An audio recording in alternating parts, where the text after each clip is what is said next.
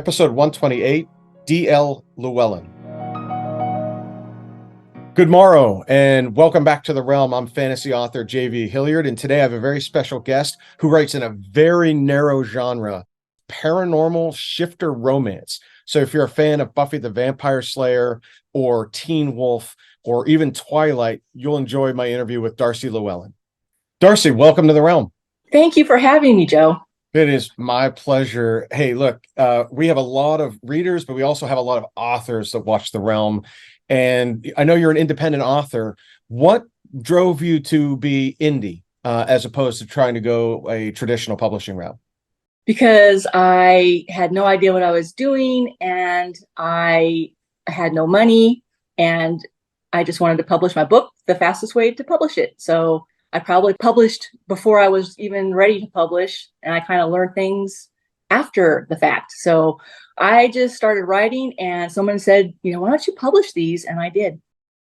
So Darcy, why don't we talk a little bit about your work? You have the Starlight Chronicles right now, and from an author perspective, I haven't had anybody on here that writes in your very specific lane. You write in something that you would describe, I'm assuming, as paranormal shifter romance. It kind of reminds me of Buffy the Vampire Slayer, or maybe even, like a Twilight.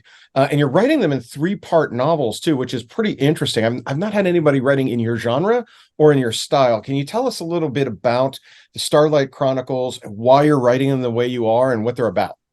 Well, it kind of goes along with just sitting down and starting to write one day. And the story behind that is 2020 is really when I kind of got the epiphany that I wanted to write. It was during the pandemic, and my niece introduced me to a bunch of paranormal fantasy authors, Cassandra Clare and her series, and Stephanie Hudson writes this Afterlife series. Then on the lighter side, a little bit more comedy and the rom-com sometimes, is Carrie Pulkinen. She was a huge influence. Once I started getting hooked and voraciously gobbling up all these authors, I ended up reading 180 books. Those are series. A lot of them are series, but 180 books during that summer. 180 books over one summer, that dwarfs me, and I thought I was a voracious reader. That's impressive stuff. I don't know how I did it, but I just absorbed all the different writing styles, and a story kind of started percolating, an ancient history idea set back in Mesopotamia. So I just kind of took that idea and I'm like, well, what if, 3 alien princes were banished from their planet and they became one of the supernatural races that exist on Earth alongside humans that humans aren't aware of. And so my books are set contemporary fantasy, modern day, with humans living alongside these supernatural races. So it's kind of fun with fantasy, my kind of fantasy, because you can incorporate that with contemporary settings and real places, but then have the fantasy as threading through it. And you can, just so many possibilities for stories open up that way. So, as I write my fantasy novels, there's some light romance in them. It's part of the plot line and things like that. But you're writing hardcore fantasy romance, the shifter romance stuff, which is very popular. What do you as an author need to do differently to intertwine your romance with this sort of fantastical world that you're building? Yeah, so romance is definitely a priority for me. What I've learned is there are 2 types of fantasy: romance with the fantasy, or fantasy with the romance. I think, though, I am trying to focus the angle on my books as romance with fantasy. And I just love being able to have fantasy to just mix and match so many different kinds of characters and stories. There's just a huge field to play with. That's what I found, and I've had such a blast writing about it. Well, do you have any characters in your novels that are similar to you to base it in some form of realism around you? Just going off of my series, Selena, my main character, has some similarities with me. She's an artist.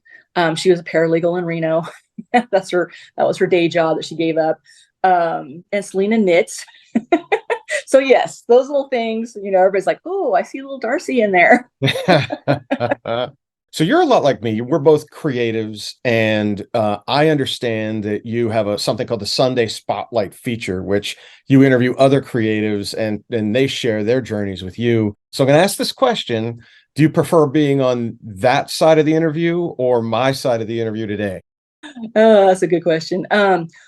I really would love to be able to chat. Either way, I'm kind of look at this as a two-way chat, just like when I do my interviews. And you're really the second one. I did my first one last night live on Instagram. So, I actually think I can say I'm enjoying this. Coming over to the I'm dark just learning. side, I'm aren't just you? I figuring can it feel out. it. Yeah, you're good at this too. Thank you. So, Darcy, tell us a little bit about the Starlight Chronicles. The Starlight Chronicles series, it's the big name for a story that starts out in a pub in Quincy, California called the Starlight. Main character has a destiny. She gathers these supporters along the way to answer this quest. But I'm a character-driven writer, and it's the relationships that she has along the way and how she sorts them out and how she makes her decisions about where she's going with these relationships while she's grappling with these big conflicts and challenges. So, all right, Darcy, we're going to head into our lightning round. We're coming at the end of our time, and I do this with all of our guests. Put them on a spot, ask them some embarrassing stuff that you have to answer in a quick fashion. So I'm going to start out with something. As a romance writer, do you yourself have any book boyfriends? And if so, who are they? Well, for the last 3 years, my book boyfriends are my characters, Andrus, Elliot, Mortis, Aviel. That's a cheat, right? It is, but I can't help. I've been immersed. I can't All help it. right. Then I'll go on to the next one. Do you have a favorite fantasy romance character? Doesn't have to be a book boyfriend, just a favorite fantasy romance character, but not one of yours. I'd say Kat, and I'm not going to have her last name, but in Ginny and Frost series, One Foot in the Grave is what I think the first book. Okay. As an independent author, you're in charge of yourself. You're in charge of what you publish, and you're in charge of what you market. What is the best money you've ever spent as an indie author that's proved the most results for you, whether it's in book sales or exposure or whatever it might be? I have spent very little money. I'd say some of my tools, Canva, AutoCrit. I'll just leave it at those two for right now. And Microsoft Office. Yeah, well, that makes sense. All right. Last question. So I know you're a dog person. Let's say that you hear a scratch on the door, and when you get up and you open the door, there's a new dog out there that you cannot help but adopt. What is that dog's name?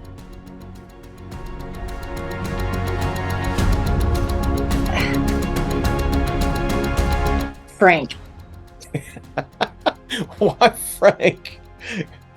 It just popped out. I like regular names for my dogs. Regular names. Well, cool. That's cool. So, Darcy, before you leave, how can our viewers get a hold of you? Sure. I have a very active website, bydllewellyn.com, which is my author name.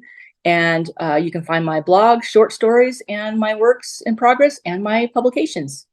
Well, Darcy, thank you very much for being on the Realm. We appreciate your time, and good luck with the Starlight Chronicles and your online blog. Thank you so much for having me, Joe. It's been a blast. And I really appreciate you coming to my show, too, my blog. It's been great. Thank you very much. Bye-bye.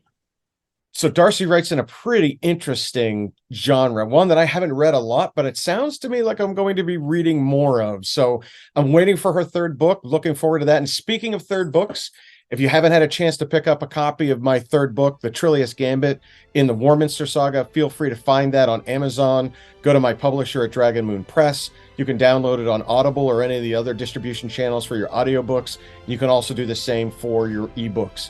Again, thank you very much for visiting my realm. I'm J.V. Hilliard, and may your gods go with you.